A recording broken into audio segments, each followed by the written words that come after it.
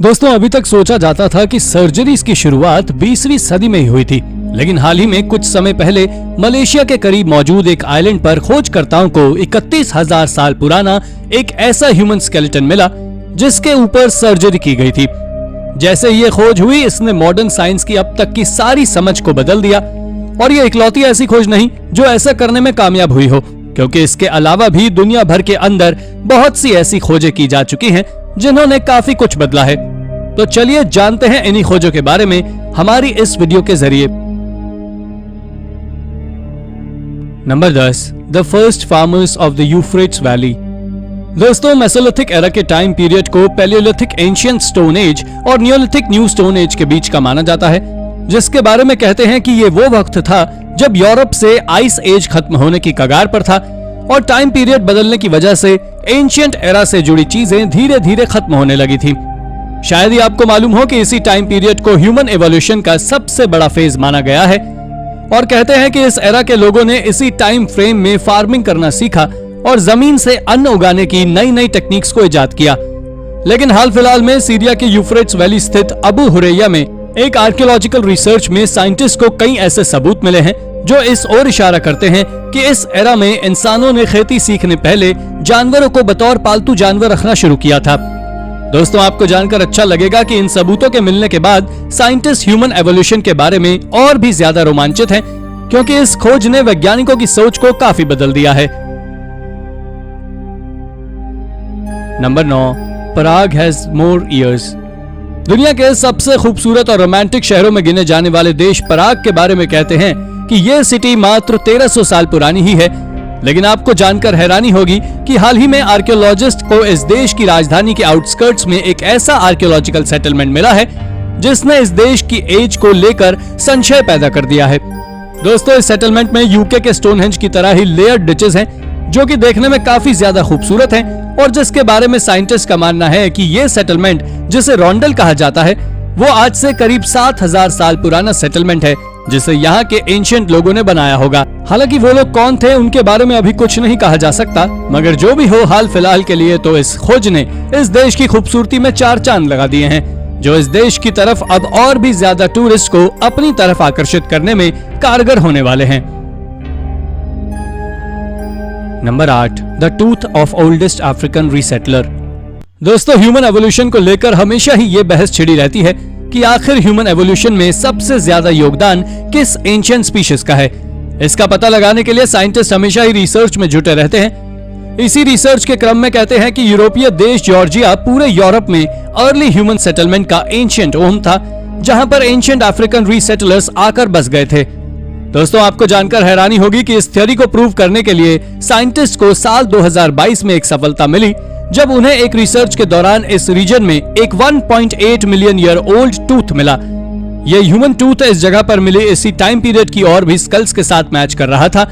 इसलिए साइंटिस्ट अब इस बात को मानने लगे हैं कि अफ्रीका छोड़ने के बाद अर्ली ह्यूमंस कॉकसस के साउथ में बस गए थे और फिर उसके बाद धीरे धीरे पूरी दुनिया में फैल गए। Number 7, desert kites. आप सभी जानते हैं कि मिडिल ईस्ट का ज्यादातर एरिया, खासकर अरब का एरिया, चारों तरफ से डेजर्ट से घिरा हुआ है और शायद इसी वजह से यहाँ के लोग एंशिएंट टाइम से ही बंजारों की तरह ही रहते थे, क्योंकि पहले ना तो इस जगह पर कोई लार्ज एक्सटेंट पर परमानेंट सेटलमेंट बनाया जा सकता था और ना ही कोई खेती की जा सकती थी। इस जगह के लोग ट्रांसपोर्टेशन के लिए कैमल्स के ऊपर ही निर्भर रहते थे और खाने पीने के लिए डेजर्ट में पाए जाने वाले जानवरों के ऊपर, खासकर गैजल्स के ऊपर, क्योंकि डेजर्ट्स में सबसे ज्यादा वही पाए जाते थे। अपने खाने के इंतजाम में एंशिएंट अरब्स लोग इन गैजल्स का शिकार इनके पत्थरों के ह्यूमन मेड सेटलमेंट्स में फंसा कर करते थे और इस बात का जीता जागता सबूत समर डेजर्ट स्थित काइट है, जिसे स्नेक के शेप में बनाया गया है। दोस्तों, आर्कियोलॉजिस्ट मानते हैं कि इस काइट को एंशिएंट अरब्स जानवरों को फंसाने के लिए करते थे, जिससे वो बाहर ना निकल पाए और ये उन्हें पकड़ लें। बहरहाल ये सेटलमेंट हमें सिर्फ एरियल व्यू से ही समझ में आते हैं, क्योंकि नीचे से ये सिर्फ सीक्वेंस से जमे पत्थरों की तरह ही लगते हैं। Number 6, ancient era surgeons of the island of Borneo. दोस्तों, मलेशिया का बोर्नियो आइलैंड इस पूरे रीजन का तीसरा सबसे बड़ा आइलैंड है, जो खूबसूरत वादियों, पहाड़ों, गुफाओं और साफ स्वच्छ बीचेस से रिच है।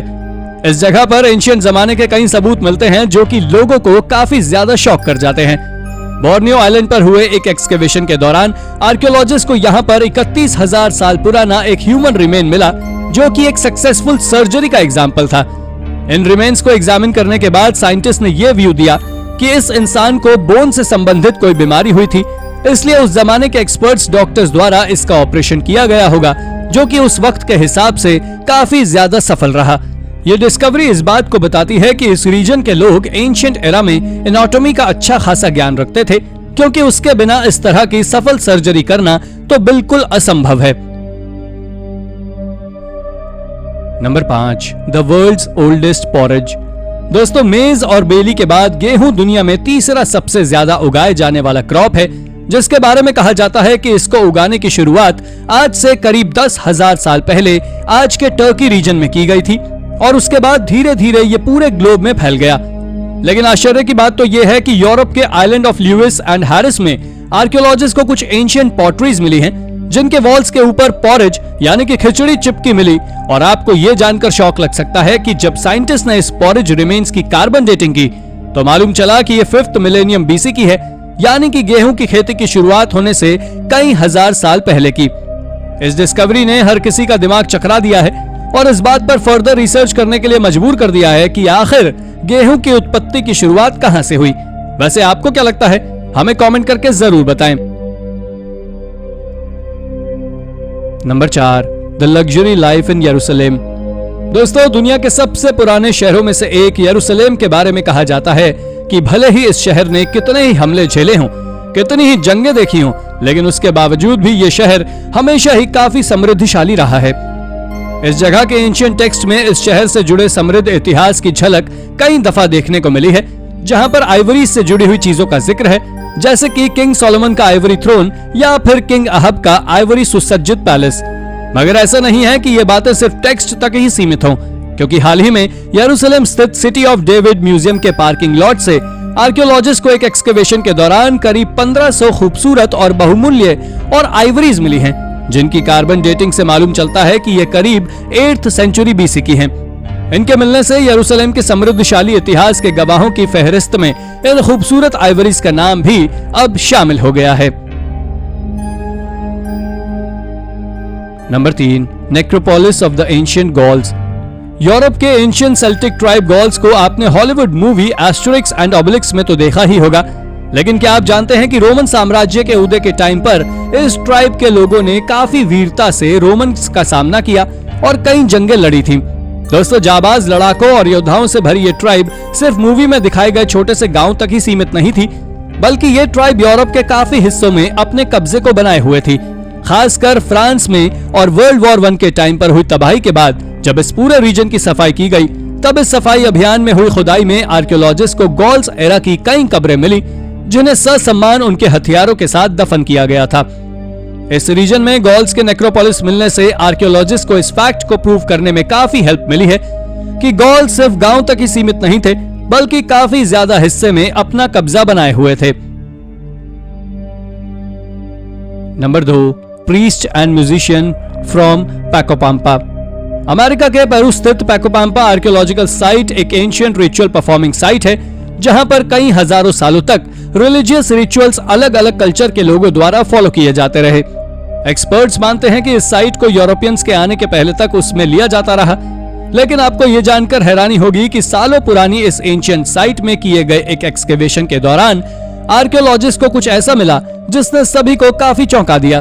दरअसल आर्कियोलॉजिस्ट को इस जगह से एक ग्रेव मिली जिसके साथ एंशिएंट म्यूजिकल इंस्ट्रूमेंट्स दफन थे। दोस्तों, लगभग 3000 साल पुरानी इस ग्रेव से मिले इस तरह के इंस्ट्रूमेंट्स और इस जगह के रिलीजियस हिस्ट्री को देखकर एक्सपर्ट्स मानते हैं कि यह ग्रेव किसी प्रीस्ट की रही होगी जिसे म्यूजिक का शौक रहा होगा, इसलिए उसके पसंदीदा म्यूजिकल इंस्ट्रूमेंट्स के साथ ही उसे यहां दफन कर दिया गया था। Number 1, the middle east is the crossroads of humanity. Human evolution को लेकर एक्सपर्ट्स हमेशा ही इस रिसर्च में जुटे रहते हैं कि पता लग सके कि ह्यूमन एवोल्यूशन की असली सच्चाई आखिर क्या है।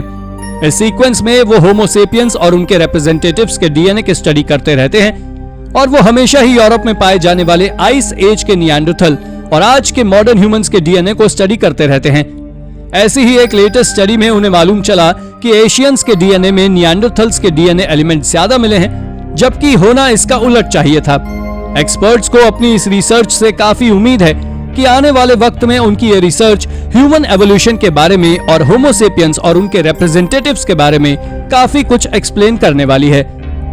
तो दोस्तों, ये थी हमारी आज की वीडियो। आपको ये वीडियो कैसी लगी हमें कमेंट करके जरूर बताएं, और हाँ, जाते जाते इस वीडियो को लाइक और चैनल को सब्सक्राइब जरूर कर दीजिएगा।